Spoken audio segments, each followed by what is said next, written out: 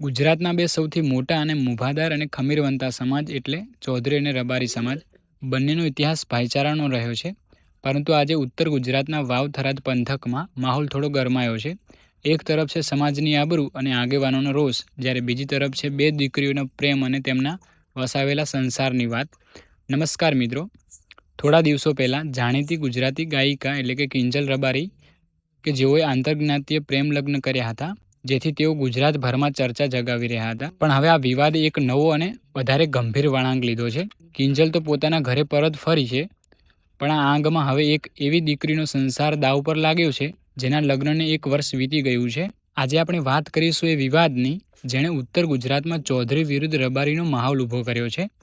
આખરે શું છે કંકુ ચૌધરીનો કેસ અને શા માટે વાવ થરાદમાં મહાસંમેલન બોલાવવું પડ્યું હતું?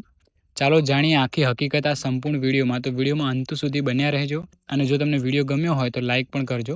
આ આખા વિવાદના મૂળમાં જોઈએ તો શરૂઆત થાય છે એક હાઈ પ્રોફાઇલ કેસથી. ગુજરાતી લોક ગાયિકા કિંજલ રબારી અને અશોક ચૌધરી નામના યુવક સાથે પ્રેમ લગ્ન થાય છે. આ સમાચાર વાયુ વેગે પ્રસર્યા. બંને સમાજ અલગ અલગ હોવાથી સ્વાભાવિક છે કે સામાજિક સ્તરે વિરોધ ઉપડવાનો જ છે.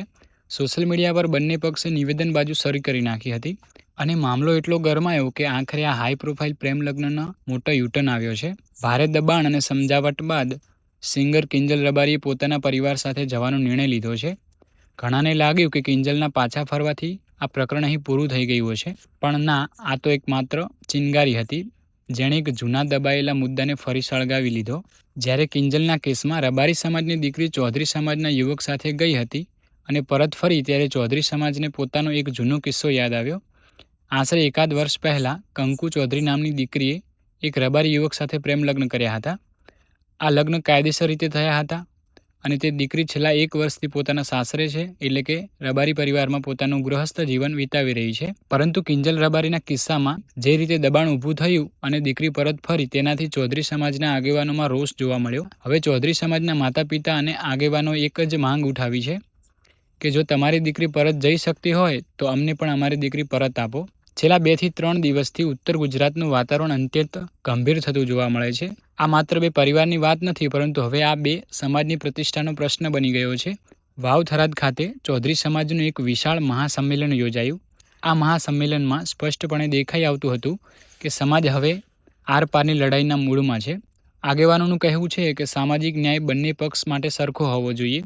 જો એક સમાજની પોતાની દીકરી પરત લઈ જતો હોય તો બીજો સમાજ પણ તે જ નિયમનું પાલન કરવું પડશે. આ સંમેલન પછી સ્થાનિક તંત્ર અને પોલીસ પણ હાઈ એલર્ટમાં છે.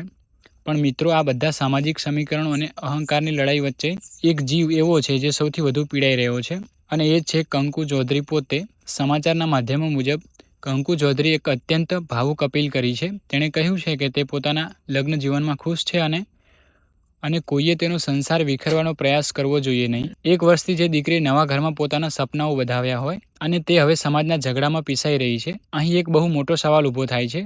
શું સમાજની રૂઢિઓ અને બે પક્ષોની જીદ વચ્ચે કાયદા અને વ્યક્તિગત સ્વતંત્રતાનું કોઈ મૂલ્ય ખરું?